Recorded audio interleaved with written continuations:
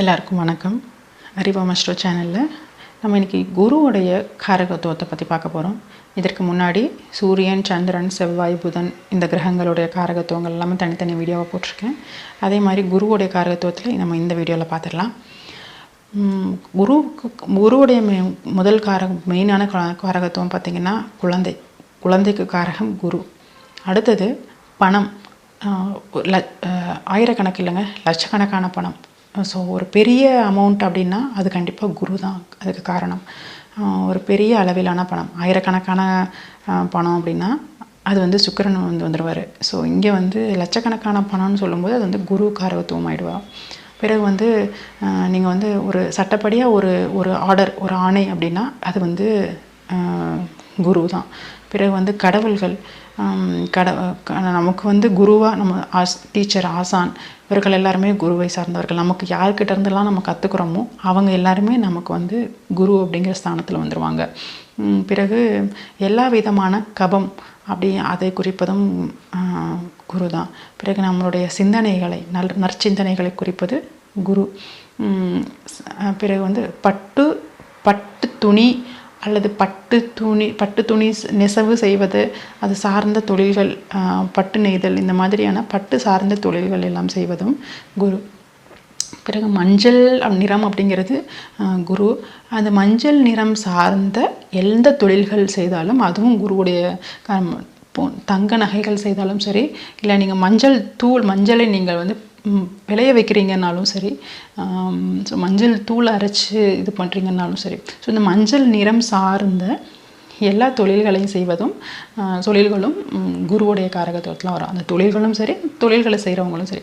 பிறகு மிகப்பெரிய நிறுவனங்களில் வேலை செஞ்சிட்ருக்கிற வேலையாட்கள், பெரிய பெரிய கம்பெனிகளில், ஸோ அங்கே வேலை செஞ்சிட்ருக்க வேலையாட்கள் குருவுடைய காரகத்துவத்தில் வருவாங்க. பிறகு நம்மளுடைய உடம்புல கல்லீரலை குறிப்பது குரு, தசைகளை குறிப்பதும் குரு, மதகுருமார்களை குறிப்பதும் குரு, கோவில் தர்மகர்த்தாக்களை குறிப்பதும் குரு, திருப்பணி குழுக்கள், அறநிலையத்துறை அறங்காவலர்கள், கோவில் ட்ரஸ்டிகள், இது அப்புறம் இவங்க எல்லாரையுமே குறிப்பதும் குரு தான். பிறகு எல்லாவற்றுக்கும் ஒரு உயிர் அப்படின்னா உயிராக இருக்கக்கூடிய ஒரு விஷயம், ஆத்மா, இந்த மாதிரியான ஒரு பரம்பொருள், இவர்களெல்லாம் குறிப்பதும் குரு. எல்லா விஷயத்துலையுமே கௌரவம் பார்க்குறவங்க அப்படிங்கிறவங்க கண்டிப்பாக குருவோட காரகத்துவத்தில் இருப்பாங்க. பெரும்பாலும் திருப்தியற்ற மனிதர்களை குறிப்பதும் குரு தான். அப்புறம் ரகசியமாக பகையை தீர்த்துக்கிறவங்க, வெளியில் தெரியாது, வெளியில் அவங்க இப்போ சனியோ செவ்வாயோ அவங்க வெளியில் அந்த கிரகங்கள் சம்மந்தப்படும் போது வெளியில் அவங்க ஓப்பனாக எல்லாருக்கும் தெரிகிற மாதிரி ஒரு பகையை தீர்த்துக்குவாங்க, பலிக்கு பலி அப்படிங்கிற மாதிரி. ஆனால் குரு இப்படின்னா ரகசியமாக பகையை தீர்த்துக்குவாங்க, தெரியாமலே கெடுத்து கூட இருந்து உறவாடி கெடுக்கிறதுமாங்க இல்லையா. ஸோ அந்த மாதிரி அதெல்லாம் செய்கிறது எல்லாமே குருவில் வந்துடும்.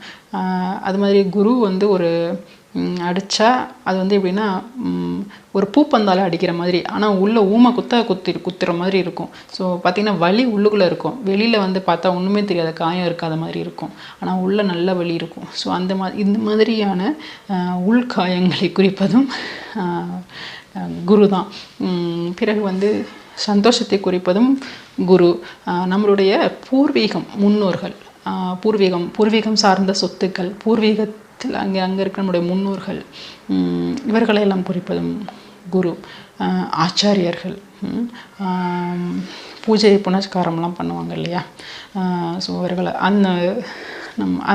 அவர்கள். பிறகு விந்து, ஸ்பெர்ம், அதிலிருந்து ஒரு ஜீவன் உருவாகின்ற ஒரு ஜீவன், பழங்கள். பாரம்பரியமாக நம்ம ஒரு விஷயத்தை செஞ்சுட்டு இருக்கோம், பாரம்பரியமாக இந்த பொருட்கள் நம்ம தொடர்ந்து எங்கள் வம்சமாக இந்த பொருட்கள் நாங்கக்கிட்ட இருக்குது, இது எங்கள் பாரம்பரிய வீடு, பாரம்பரிய துணிகள், அந்த மாதிரி எல்லாமே ஒரு பரம்பரையான நம்ம ஒரு விஷயத்த செஞ்சிகிட்ருக்கோம், அதில் ஃபாலோ பண்ணுறோம், அதில் நம்மக்கிட்ட ஒரு பொருள் இருக்குது, இல்லை வீடு இருக்குது, சம்திங், இது இந்த மாதிரி வர்ற எல்லாமே பாரம்பரியமாக இருக்குது அப்படின்னாலே அங்கே குரு வந்துடும். நம்மளுடைய வம்சம், முப்பாட்டனார்கள், பிராமின்ஸ், பிறகு வந்து தங்கம் ஏற்கனவே சொல்லியிருப்பேன். ஆண்களுக்கு வந்து உயிர்.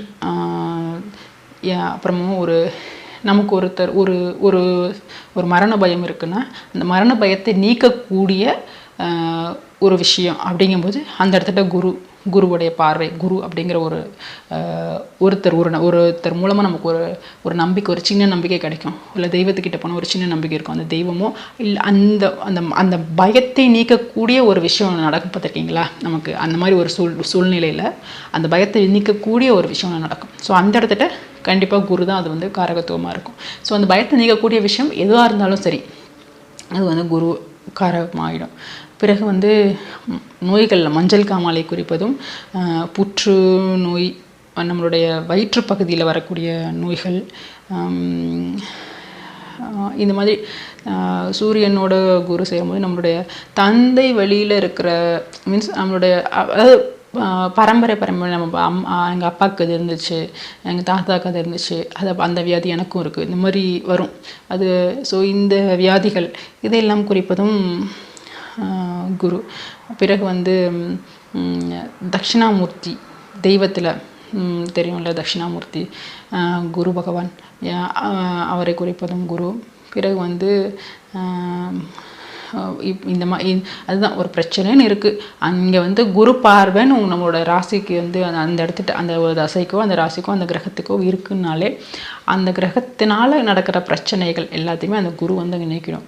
ஸோ அதை நம்மளோட ராசியோ இல்லை நம்ம லக்னத்தையோ குரு பார்த்துச்சுன்னா நம்ம ஓவராலாகவே நமக்கு பெரிய பிரச்சனைகள் இல்லாமல் வாழ்க்கையில் வந்து ஒரு மாதிரி போயிடும். ஸோ குரு பார்த்தாலே ஒரு சுபமான விஷயங்கள், அந்த மாதிரி எல்லா விஷயங்களுமே குருவுக்கு காரகத்துவம்.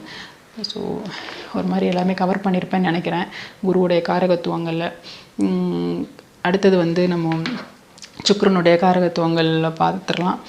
இப்போது இதுக்கு முன்னாடி நான் போட்டிருக்க வீடியோவும் கொஞ்சம் பாருங்கள். உங்களுக்கு எதனா தேவைன்னா மற்றவங்களுக்கும் ஷேர் பண்ணுங்கள். நன்றி, வணக்கம்.